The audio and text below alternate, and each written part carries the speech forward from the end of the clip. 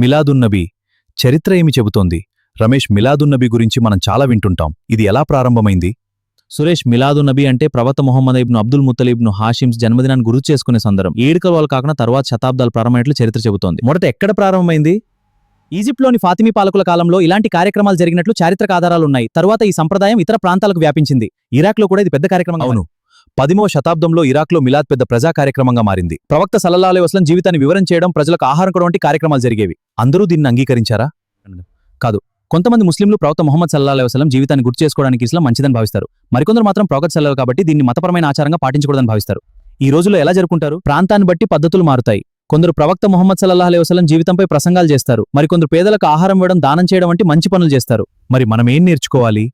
మిలాదును జరుపుకున్నా జరుపుకోకపోయినా ఒకరినొకరు గౌరవించాలి. ముఖ్యంగా ప్రవక్తన దైవత్వాలను, నిజాయితీ, కరుణను మన జీవితాల్లో పాటించడం చాలా ముఖ్యం. అంటే మన అభిప్రాయాలు వేర్వేరుగా ఉన్నా మంచి ప్రవర్తనను మాత్రం మర్చిపోకూడదు. సమాచారం ఉపయోగకరంగా అనిపిస్తే వీడియోను షేర్ చేయండి. అవును, మీ స్నేహితులకు కూడా తెలియజేయండి. ధన్యవాదాలు.